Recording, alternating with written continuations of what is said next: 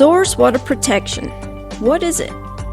Source water protection simply describes steps that we can take to protect our drinking water. Whether your water comes from a well on your property or from a municipal pipe, you want to be certain that the water you drink or give to your children or grandchildren is clean. We all know how important clean water is for good health. But there are some other positive benefits that we as a community enjoy when we work together to keep our water clean. The cleaner our water is to begin with, the less it costs to treat, saving us all some money. Also, it turns out that what's good for us is also good for our local fish population. Clean stream water means more fish. We all have a role to play in this community effort here in Tioga County. At the end of the day, we want to reduce the amount of pollution that enters our water supply and remove existing pollutants. So what does source water protection look like in Tioga County? We are fortunate in that we already have a variety of local community organizations working on ways to protect our drinking water. And there are a number of successful projects already up and running, and some other exciting projects that are in the works. For example, our roadways can be the source of a great deal of water pollution, but Roger Bacon of Deerfield Township describes a successful project designed to reduce such problems. This Rose Valley Road is one of the most severely entrenched and eroding roads we had. It had 3 pipes in it. It's 5/8 of a mile long. Part of it's steep downhill. All the uphill water went clear down to the Rose Valley stream and went directly into the stream. The bottom of Rose Valley by the stream crossing was always severely eroded because of massive volumes of water. The 16 pipes we're putting in are absolutely with no tail ditches. We got one through the bank project we need to do down there. We have been able to exit the 16 pipes directly onto the soil downhill without having to do any tail ditches so it can sheet out.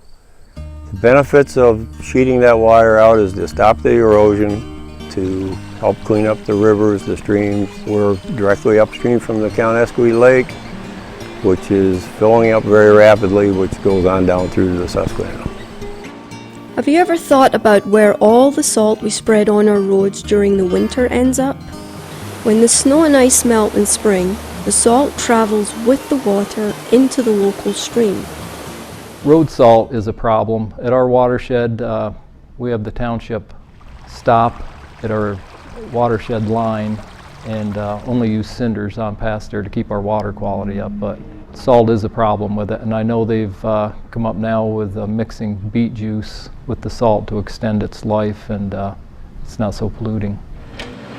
Municipalities often own and manage large buildings that collect clean rainwater. The quicker we can deliver that clean water into the ground, the better. A simple, low-cost and effective method of doing just that is already in use at the Tioga County Fairgrounds. These are clean water projects. This is a regular roof gutter system on this exhibit arena, and what's a highlight here is this gutter system is all collected into a underground drain system. Here in the dairy barn we have a drip line with a buried line to catch that clean water, and over here we have the rain gutter system that's collected and put down into the clean water diversion. Both of those are low-cost technologies that can be used on farms, keep clean water clean, and both are on demonstrations here at the Tioga County Fairgrounds. Local municipal officials have also been developing other low-cost fixes, known as best management practices. George Lloyd from Blossburg explains how the earth is used to filter rainwater draining from roads and then storing that water in local aquifers for future use. Over at the Island Park, we have minimum storm drainage that we can put the water into. So that area right there, the water would come down the road and would puddle right there alongside the road and make a mess. I was just going to put a catch basin in there and let it drain in the catch basin. Found out there was some grant money available that we could put some pipes in there. It would drain in the pipes, dissipate into the ground. And for anybody downstream or wells, it would percolate down through the gravel and the sand, clean itself up and get into the aquifer, and maybe somebody would get some clean water out of the whole project. I believe the design could be incorporated into parking lots, other storm drainages in the area where the water could go down into the ground, dissipate down there instead of going directly into the Tioga River. It would help prevent some of the flooding problems in the river too, because the water would be going down into the ground and benefiting that way. Municipalities often own land adjacent to local streams. We want to keep stream bank sediment from falling into the water. A low-cost, best management practice is simply to allow trees and shrubs to grow along the length of the stream. These strips of vegetation, known as riparian buffers, act as natural filters, cleaning water that drains from the land before it enters the stream. The trees and shrubs also provide shade that keeps the water cool, something the fish like, and the plant roots bind soil together, helping to keep the stream bank in place, keeping soil out of the water. A riparian buffer along your stream, it shades the water, which doesn't give algae such a growth spurt as having sunshine directly on it. It's important for that, and sedimentation that can be caused by just runoff. Where Lambs Creek flows through our watershed, we've had some erosion problems.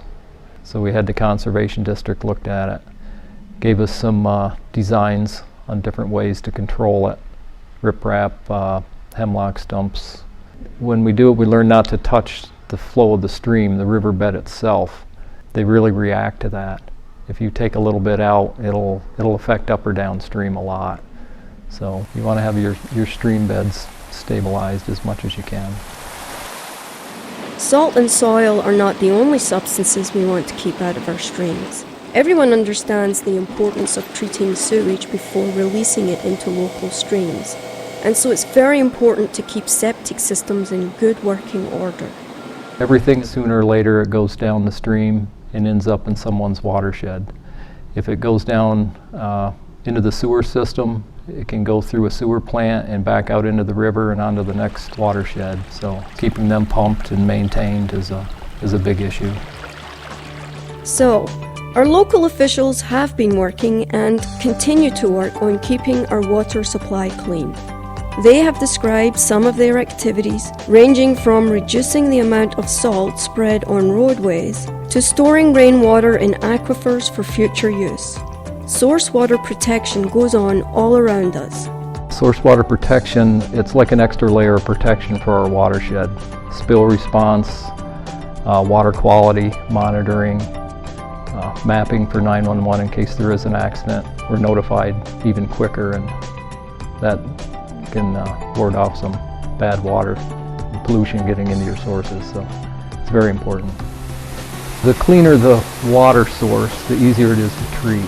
If we have to use more filtration, coagulation to get the water to the point where it's good for the consumer, it's cost us more energy and the cost goes down the line to them. And we can keep our costs low, it keeps their costs low. So the cleaner your source, the better your water. To learn more about how you can be part of the effort to keep our water clean, please contact the Tioga County Source Water Protection Coalition.